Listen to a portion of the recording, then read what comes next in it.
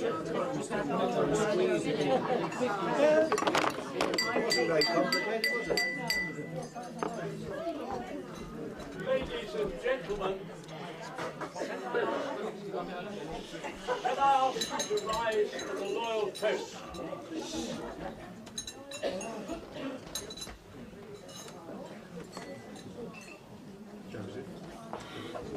The toast is the Queen. Queen.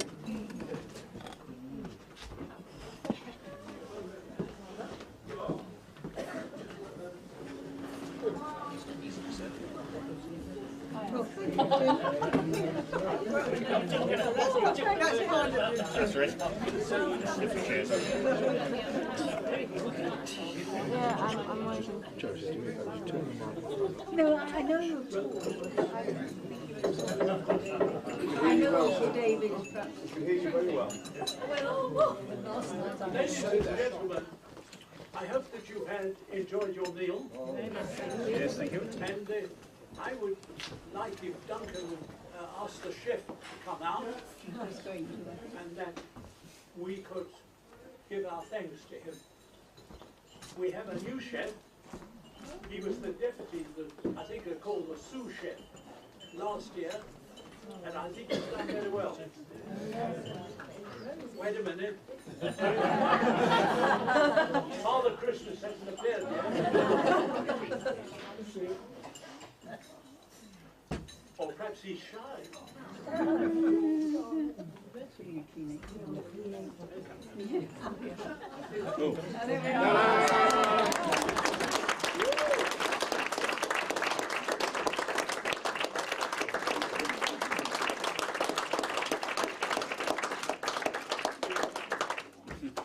You've heard the applause, and I'm sure that it's very genuine. Thank you very much for your splendid fare this evening. I know it's your first time, the equipe is the first time in action, and you've done jolly well. May you, I'm sure you will continue for the rest of the season. Congratulations and thank you on behalf of all of us. Thank you very much. Thank you.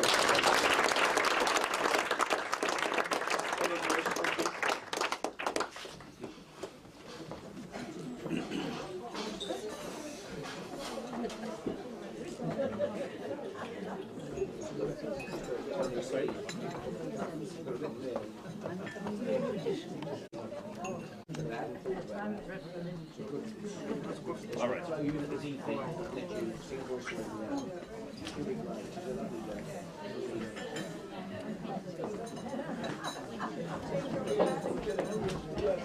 Well, that's like when you have. Yes, okay. When you not the you know, but it's exactly the same, isn't it? Well, ladies and gentlemen, the first part of what I want to say relates to myself as chairman of the hotel, and we're rather sorry that you haven't got a decent speaker this evening. The governor was asked last October, and he was very keen to come. And then, to his dismay, so I understand, he found that he had to go to Guernsey today. Now, fancy that. But he did make amends by saying, I promise I will come next year. So I wrote to him and said, next year is Friday, April the 13th, and we expect to see you on that day. And he's written back saying, yes, I promise I will be there. So we have our speaker for next year. We did try two others. They both had other appointments.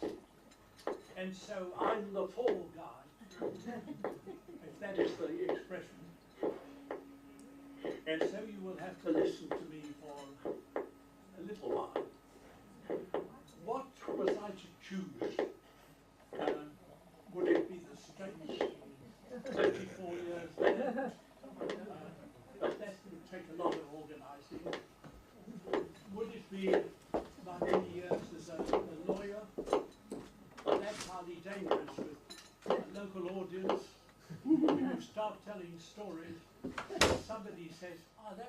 grandmother.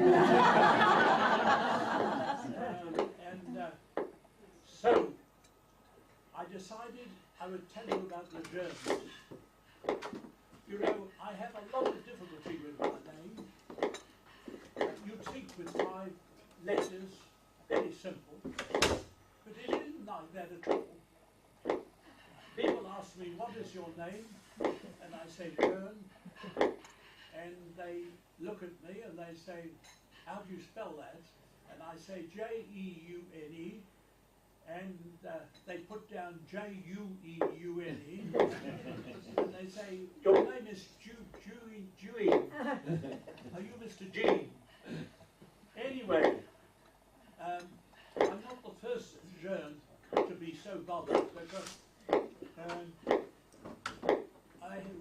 have a member of the family, very distinguished member of the family. It was Jeune, who was Dean of Jersey, and he was also the Vice-Chancellor of Oxford University, etc.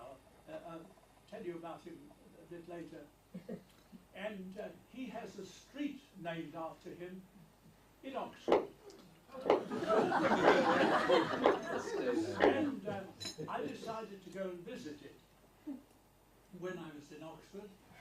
And somebody told me it was just over the Malvern Bridge.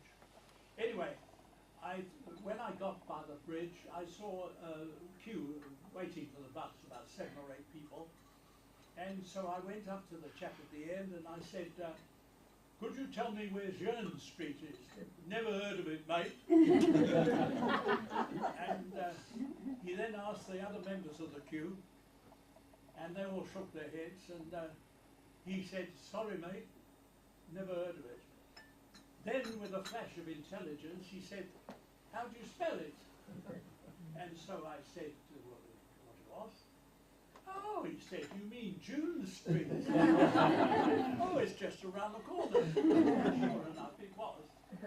I remember that my father had told me that fighting in the Western Front in the First World War, he was with a English regiment, King's Royal Rifle Corps, and he was called June for the whole of his career, military career. And that's then the other I remembered was that one of the, again, more distinguished members of the family was the High Court Judge, Sir Francis Jeune, who High Court Judge in London, and he was the president of the divorce court, the division. It was called Probate, Divorce and Admiralty Division, Wills, Wives and Wrecks.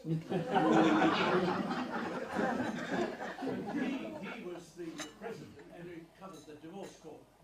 And so there was a riddle in the temple and amongst lawyers that you should never get married in May because you always come before June. Where did these people, Jeunes, emanate from? Well, they were a Huguenot family who obviously lived in France and were rather persecuted in a very, very Catholic family, country.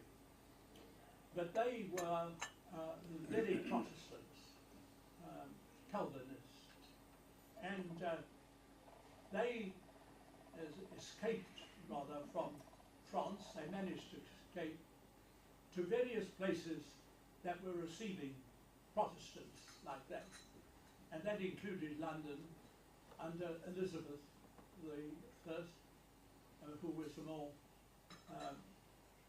gentle as far as religion was concerned than her predecessor, and they came to places like London, Jersey, Switzerland, Sweden and Holland, and quite a great contingent to South Africa. And they brought tremendous industry. They were great skilled people in silversmiths, gold, printing, joinery, all that kind of thing. And so they established themselves, well, particular ones I want to speak about, they established themselves as St. Aubins. And they were all, successive, all called Francois. So the first Francois Jeune was a miller at Montlévaux. And when Methodism came to Jersey, the Jeunes embraced or espoused Methodism very quickly. They were among the first. And eventually, the first Francois Jeune, he and his wife, they went as Methodist missionaries to Grenada, in the Windward Islands. And when my wife and I were in that island, we saw he died, I should say, with the yellow fever, and his widow came back to Jersey. But we saw the tombstone and looked after very well in the cemetery in Grenada.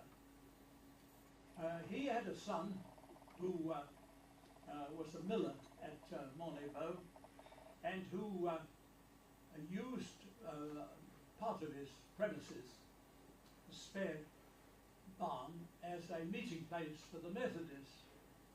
But apparently there was a crowd of young ruffians at St. Aubins, and probably not for the first time.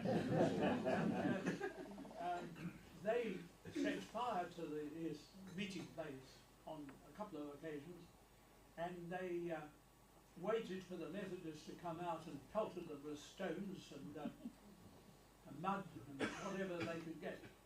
But the police didn't help very much, because they said they shouldn't be having these Methodist meetings, and they'd be better home and looking after themselves by the fire. And it was amazing. They suffered quite a lot. Now this second Francois Jeune I was talking about, he was in the days when the militia drills took place on a Sunday, and he obviously, with the Methodists, disliked and refused to do that. And he was, first of all, the drill was, they first of all fined the people who wouldn't do their drills.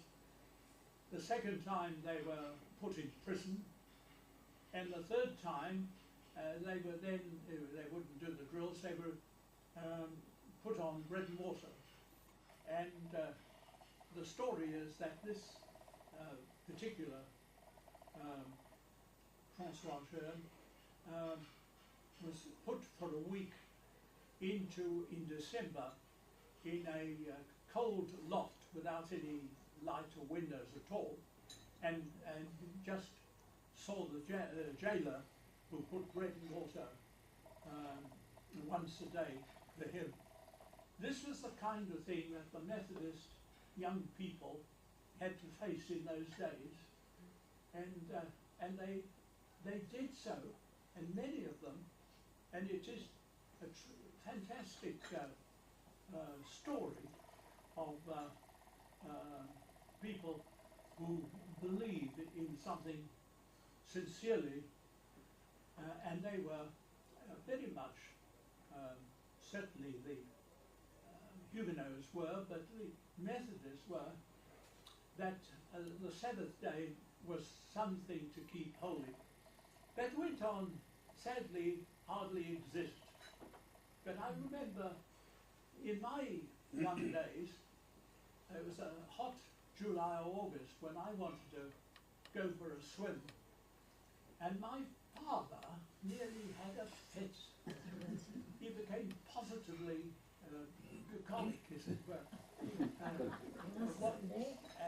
The idea of my going swimming on a Sunday, and this was this I'm talking about at the early 30s, I suppose, and that's what they felt, and in those days they felt even more strongly. And then, of course, you know the end of the story, which I'll come to in a moment. But the third, Francois Jeune, he had a son who was a brilliant student, and he was educated at a Lemaitre school at St. Aubin, and then sent to the Saint-Servant College in Rennes, and then to the Saumur University, and then he was advised by the bailiff to go to Oxford. And he went to Oxford. At that time, I don't know, but there was some reason why he wanted or had to change to become a member of the Church of England, which he did.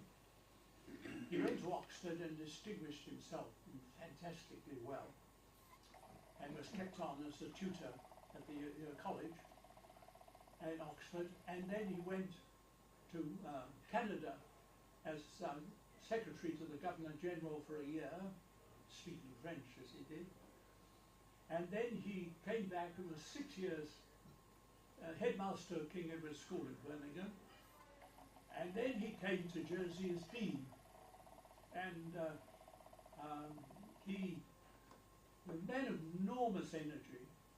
He persuaded the states and the parish to get rid of the old rectory, which is where the church house is now, and build a very palatial residence for the dean. It was afterwards described as his palace. But, he very much succeeded in finishing and building Victoria College, the old St. Matthew's Church, and St. Mark's Church. And this was all in 6 years. And a man of great energy and getting things done. He had some trouble because he'd inherited from the previous Dean Hugh, a troublesome rector, Durrell, and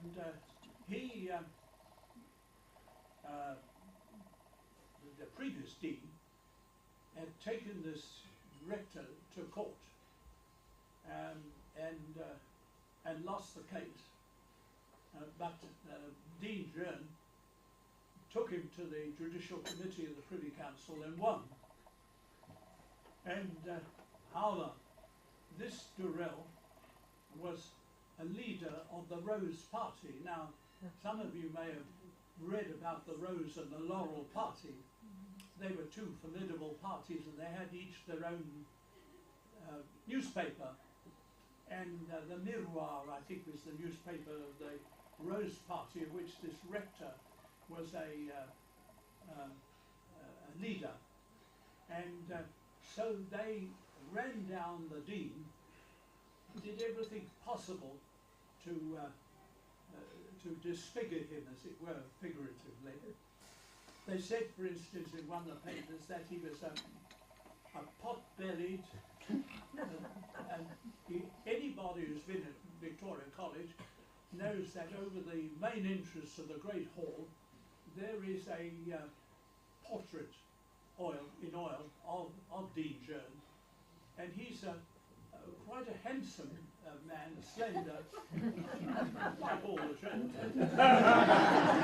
Anyway, he is. But the way they portrayed this chap, and with a nose that was so wide that it was like a triangle across his face. And they then produced, they said, a chap who was suffering from acute insomnia. And they took him to listen to the Dean's sermon. And they said, that the result was instantaneous. And that the only trouble was that he snored so loudly that the rest of the congregation made them wake him up. But so after 6 years of that kind of turmoil, Dean Jeune retired, went back, became Vice-Chancellor of Oxford University, a very, very important post, and then on to become Dean of Lincoln and Bishop of Peterborough, where he died, I think, only the age of about 60. So by that time, that part of the Jeunes had gone out of, I'm sure there were other parts of that family in Methodism, but his were not. And my particular part of the Methodism, of the Huguenots, or the Jeunes, went to the east of the island, and were all centred around St. Martin's and St. Saviour's. For instance, my I can't remember if his great-grandfather or great-great-grandfather was the founder trustee of Eden Methodist Church. And they all the people, parts of the family, all seem to have been around, from around St. Martin's and Greville and La Roque and that kind. And there's, so may I just finish by one or two, into that sort of Methodism. I was born, and I went to Grove Place Sunday School as a, I don't know, 5-year-old. And the only thing I objected to was I had to learn my text in French. Oh, yes. It was still very French in those days. And my father, I say it was very Methodist, my father went to Georgetown Sunday School in the morning, Grove Place Sunday School in the afternoon, and Grove Place Church at night. And my mother went to the Primitive Methodist, and so there were occasional disputes in the family as to the relative strength and measures of the Primitive Methodist and the Wesleyan Methodist, but it always ended very amicably. And can I just finish by telling you one story about Methodism that I always think is such a wonderful... these chaps who really suffered so much by being shoved into prison because they refused to drill on a Sunday. They offered to do 2 drills during the week, but that was not found acceptable. It was rumoured that on the Sunday the drills anyway were tempered by playing cards and much drinking.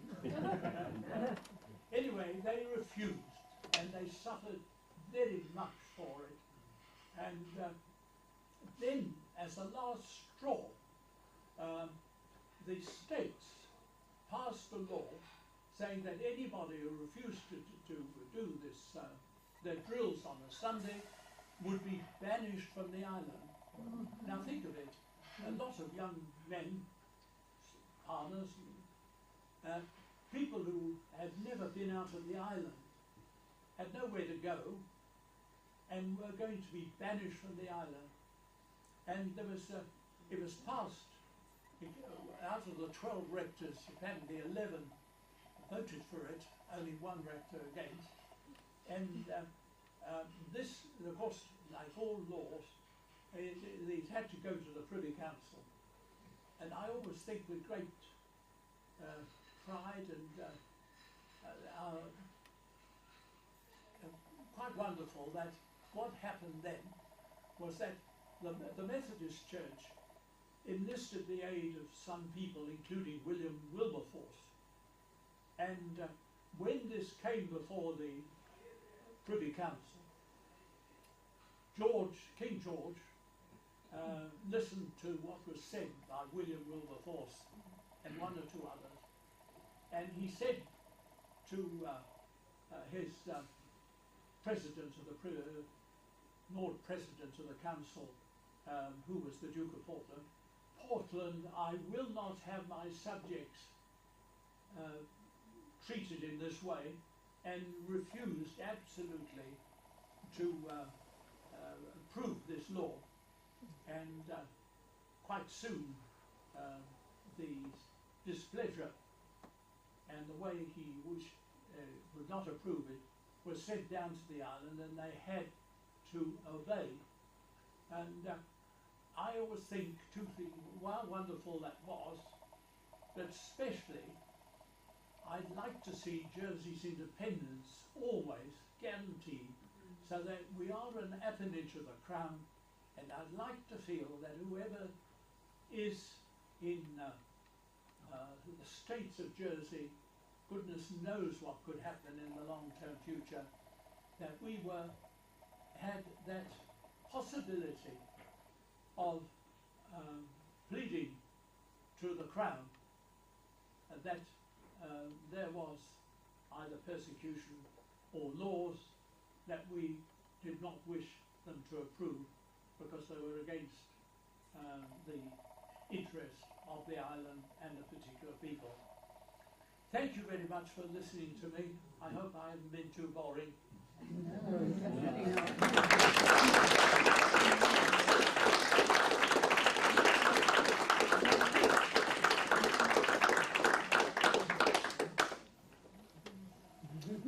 Ladies and gentlemen, it's a real pleasure for me to be able to give the vote of thanks for the speaker this evening. But of course, the speaker this evening is our chairman. And I thought to myself, only you better be just careful to make sure you're absolutely accurate in everything you say. So what to do? And then I thought, well, I know, and I better tell you.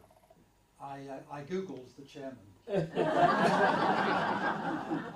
And it was very interesting, because in a nanosecond on your screen appears the life story of whoever it is that you choose to target.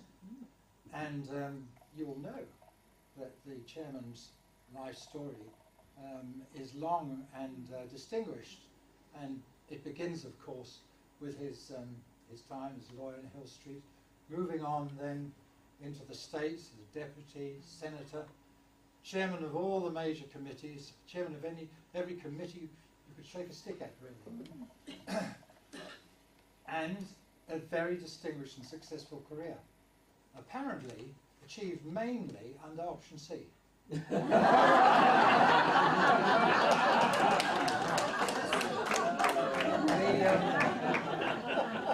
The list continues beyond the States.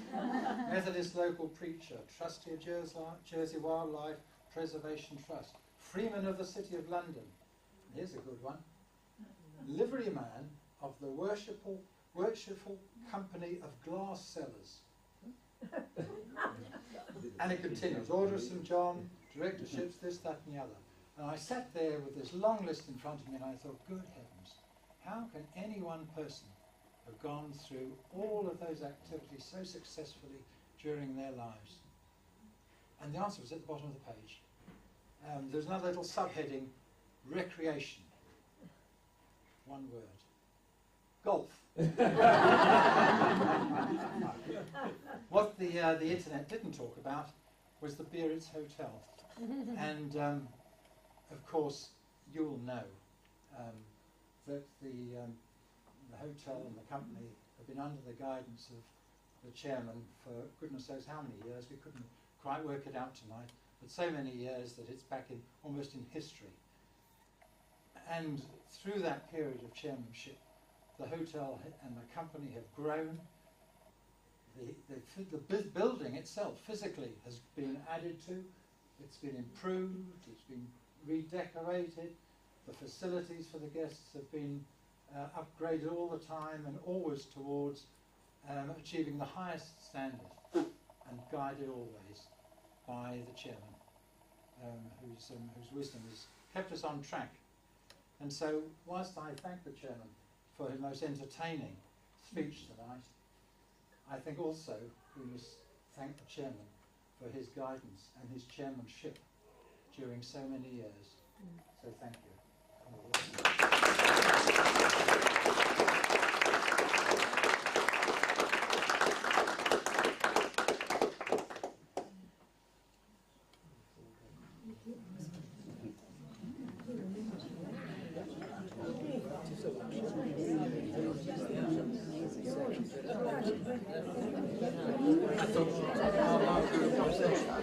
I got 2 lines.